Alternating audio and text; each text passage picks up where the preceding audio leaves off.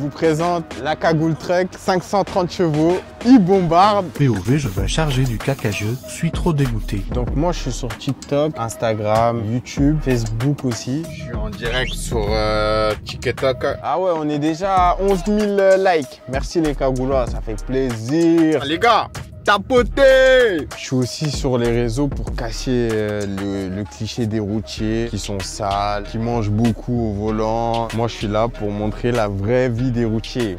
Et oui, on est des routiers, mais on est aussi des sportifs. Parmi tout ce que j'ai fait dans ma vie, franchement, conducteur routier, c'est un truc qui reste là.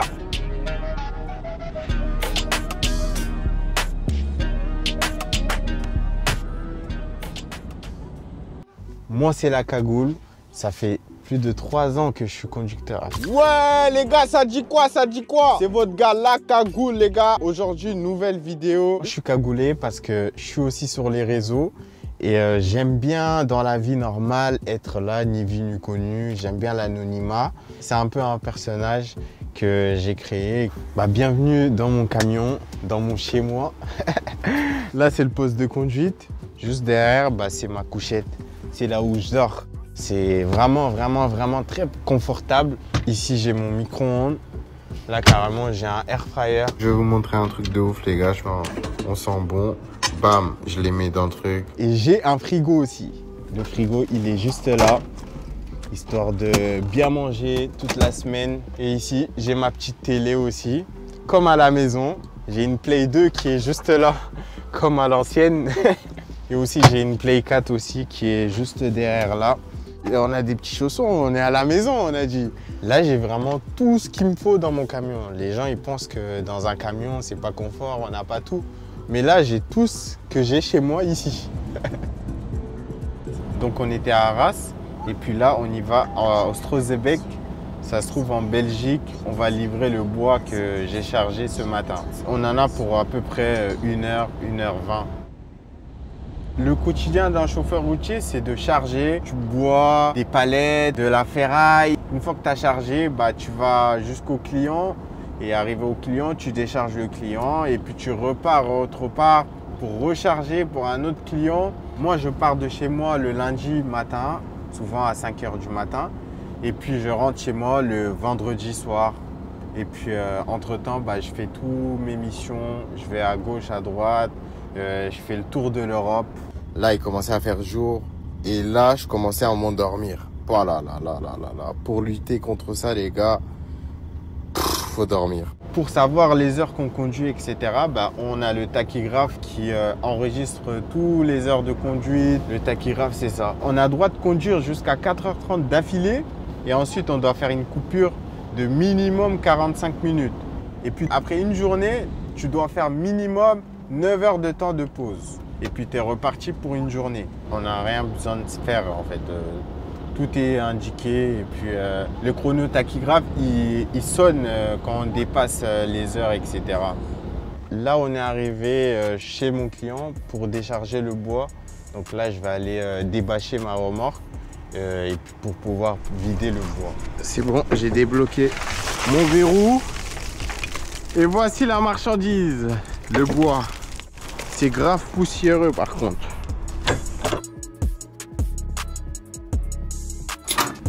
Non, je suis là.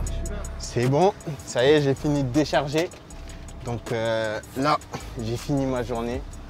Une fois que les papiers seront faits, et bah, ça y est, on va trouver un endroit pour aller dormir. Fin de journée. C'est un métier solitaire quand même. Quand je suis tout seul et que c'est long, et bah, j'écoute des podcasts, un peu de musique aussi, ça fait du bien des fois. Souvent, on est en appel aussi avec des collègues ou bien avec la famille. J'essaye de faire que des choses qui vont m'apprendre, où je ne perds pas le temps juste à conduire, quoi. On aimerait bien de temps en temps avoir de la compagnie. Ouais, les Cagoulois! Ça dit quoi les mecs? Tranquille ou quoi? Ça dit quoi les gars? Vous avez fait quoi aujourd'hui et tout?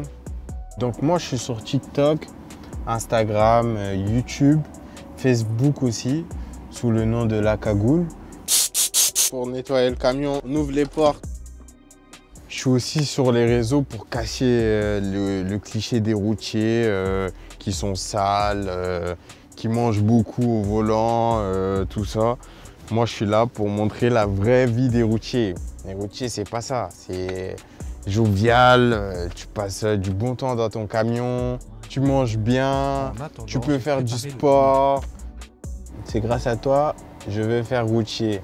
Ah bah mon frère, je te souhaite de devenir routier. J'espère que je vais te croiser sur la route. On essaie de créer une petite proximité avec les gens sur les réseaux, en appel vidéo, etc. Parce que toute la semaine, on est dans un camion, on fait que de rouler, on ne sait pas ce qui se passe. Donc, c'est une petite manière d'avoir un peu de sociabilité. Là, on se retrouve à l'aire de repos où je peux prendre ma douche. Et puis souvent je fais mes coupures ici aussi, je dors ici. Ouais, ici c'est la deuxième maison. Ici, c'est là où je prends ma douche et je donne la clé du camion. Et eux, ils me donnent une clé pour rentrer dans la douche pour poids lourd. Il y a des douches qui sont propres, il y a des douches qui sont pas propres. Et là, c'est très propre. Et ben moi, j'ai grandi dans un HLM, dans un quartier dans le nord de la France. C'était tranquille, le quartier il était tranquille. Dans la famille, je suis le plus grand. J'ai des frères et des petites sœurs. C'est pour ça qu'on essaie de se comporter au mieux possible. Comment je suis devenu routier? En fait, un jour, j'étais parti en vacances dans mon pays. Et puis un jour, mon cousin il m'a dit tu sais, la maison là-bas, là, tu sais, c'est à qui? C'était une grosse villa. Et lui, il me dit il est conducteur routier au Canada. Et moi, je lui dis ah ouais, conducteur routier au Canada? Et suite à ça, une fois que je suis rentré en France, et ben, j'ai vite cherché le métier du conducteur routier. Directement, j'ai fait la formation. Et là, ça fait 3 ans que je suis conducteur routier.